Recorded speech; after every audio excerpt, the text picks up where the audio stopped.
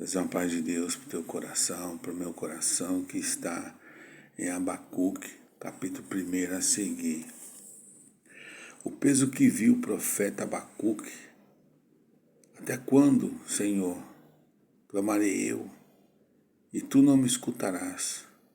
Gritarei violência, e não salvarás. Por que razão me fazes ver a iniquidade e ver a vexação? Porque a destruição e a violência estão diante de mim. Há também quem suscite a contenda e o litígio. Por esta causa, a lei se afrouxa e a sentença nunca sai, porque o ímpio cerca o justo e sai o juízo pervertido. Vede entre as nações e olhai, e maravilhai-vos, admirai-vos, porque realiza em vossos dias uma obra que vós não crereis quando vos for contada. Glórias a Deus. Queridos irmãos, amada igreja, queridos ouvintes e amados seguidores desse canal, que Deus abençoe a todos. Abacuque profetizou a Judá entre a derrota dos assírios em Nínive e a invasão de Jerusalém pelos babilônios, 605 a 597 a.C. O livro é único no seu gênero, por não ser um profeta dirigido diretamente a Israel, mas ser um diálogo entre o profeta e Deus. Aleluia! Abacuque queria saber por que Deus não fazia algo a respeito da iniquidade que predominava em Judá. Deus lhe responde então que enviaria os babilônios para castigar Judá. Essa resposta deixou o profeta ainda mais confuso. Por que Deus castigaria seu povo através de uma nação mais ímpia do que ele?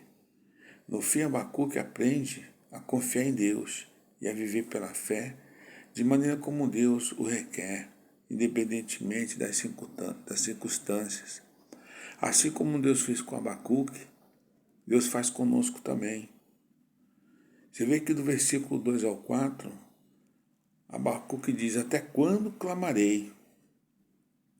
O profeta ele ora a Deus, pedindo-lhe que pusesse o fim à iniquidade que reinava entre o povo do concerto. Deus, no entanto, parecia nada fazer a respeito, a não ser tolerar a violência, a injustiça e a destruição do justo. As perguntas do profeta têm a ver com o antiquíssimo tema: por que Deus demora tanto em castigar a iniquidade? Por que nossas orações geralmente não são prontamente atendidas? Todavia, e tais queixas vinham de um coração cheio de fé num Deus justo. Nós podemos fazer questionamento a Deus, mas nós temos que ter fé, que não é como nós queremos, mas como Deus quer, porque Deus, Ele sabe tudo, Ele sabe o momento certo de agir. E nós muitas vezes, mesmo sendo justos, nós queremos já uma providência divina. Diferentemente de Abacuque, irmão, hoje não é diferente do que acontece em nossas vidas, nas nossas nações, no mundo hoje em dia. O Senhor, do capítulo 5 ao 11, diz a Abacuque que realiza uma obra. Ele responde e diz que já tem plano para castigar Judá pelos seus pecados. Deus lançaria a mão dos implacáveis babilônios a fim de corrigir a Judá. O fato de Deus, irmãos, usar um povo tão ímpio e pagão para castigar o seu povo, deixar o profeta atônito. Era algo que parecia incrível ao povo de Deus, algo impossível.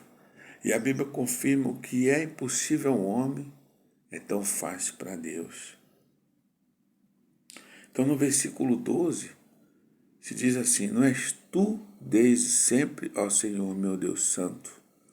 Nós não morreremos, ó Senhor, para juízo o puseste, e tu, ó rocha, o fundaste para castigar. Aleluia. Abacuque estava tão horrorizado, irmãos, pelo fato de Deus usar uma nação tão iníqua para atacar Judá. Mas ele sabe que Deus não permitiria que os babilônios aniquilassem a nação judaica, pois mediante tais destruição estaria cancelando o seu propósito redentor à raça humana. Aí no versículo 13 nos diz: Tu és puro, tu és tão puro de olhos que não podes ver o mal e a vexação, não podes contemplar, porque pois olhas para os que procede alevosamente e te calas quando o ímpio devora aquele que é mais justo do que ele. Essa expressão não significa que Deus seja incapaz de perceber o mal, pois ele tudo observa. Deus é onisciente, irmão. Ele vê tudo. Pelo contrário, significa que Deus jamais contempla o mal para tolerá-lo ou apoiá-lo. O que deixou Abacuque perplexo foi o uso que Deus fez dos ímpios babilônios. Tem-se a impressão de que ele tolerava os pecados desses enquanto castigava Judá, de que a despeito de todos os seus pecados, não deixava de ser uma nação mais justa que os filhos de Babilônia. Mas o Senhor, Ele sabe. O Senhor sabe de tudo. Se nós passarmos para o versículo 2 do capítulo 2, versículo 4, se diz: Eis que a sua alma se incha e não é reta nele, mas o justo pela sua fé viverá. Aleluia! É o justo que no fim emergirá vitorioso. Os retos são contrastados com os orgulhosos e ímpios. Os corações dos justos voltam-se a Deus, pois o tem como Pai. Por sua estreita comunhão com Ele, Ele obedece à vontade. O justo deve viver neste mundo mediante a sua fé em Deus.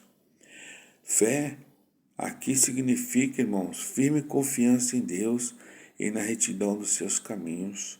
É uma lealdade pessoal a Ele como Salvador e Senhor. É também a perseverança moral para seguir os seus caminhos. Paulo ele desenvolve esse tema em Romanos 1,17 e Gálatas 3,11. Glória a Deus. Deus, Ele sabe o que faz. Nós não.